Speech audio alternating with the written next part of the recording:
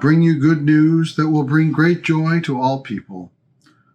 You are my dearly beloved Son, and you bring me great joy. This week we consider the Advent theme of joy, and it's a great pleasure to be with you at this time. Joy is a word that infuses Luke's gospel, as those two passages I just read remind us. Luke's account is filled, especially at the beginning with the Christmas story, is filled with joy. But also at his baptism, one of my favorite passages is that one I just read, "You are my dearly loved Son, and you bring me great joy." When I think of joy and try and think about what joy means, I find I compare it with happiness. This is a thought that I stumbled upon a number of years ago. Think for a moment about happiness, what it is to be happy. Happiness, I'm going to suggest, is fleeting. It is transitory. It's not a bad thing, but it's not permanent. It is, for me, it's like a good cup of coffee. I enjoy it at the time, but I'll forget about it the next day. Christmas dinner with our families, to use the theme of Christmas. A Christmas dinner can be a happy moment, but we may not really think about it in the future. So happiness is fleeting. It's not permanent. Joy is constant. It is enduring. It is deep and profound. Joy is the Christmas dinner tradition. It is something we look forward to. It warms our heart, that tradition of getting together with family and friends every year. Joy is the gift of children.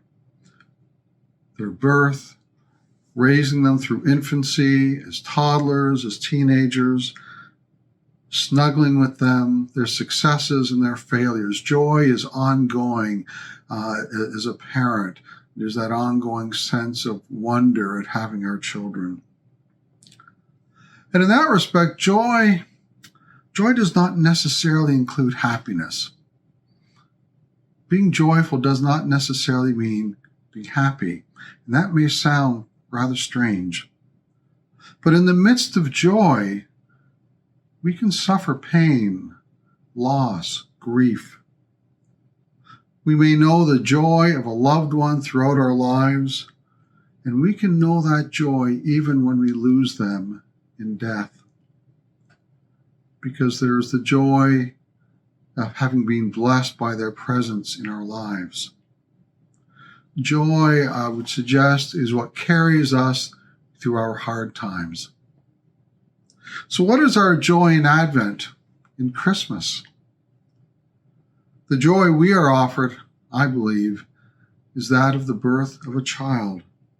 And not just any child. This is God's child. And this is our child. And with that gift comes the gift of hope, of wonder, of expectation. We are given a new relationship with our Creator, and we are given a new future with our Creator. It is the joy that God has been born among us, that God has been born as one of us. It is the joy that we are God's chosen. The Christ child is God's most powerful sign that we are God's chosen people. So what gives you joy in your life? What joy carries you through the rough times in your life? And where is God in the midst of that joy? How is God offering you the gift of joy this Christmas and every Christmas? And so I invite you during this week to reflect upon the joys of your life. Not simply those things that make you happy, but that which resides deep within you. Take time this week to reflect upon the joy that is given to you this Christmas. The gift of God's Son, the gift of God's love, the gift of God's salvation for all creation. Amen.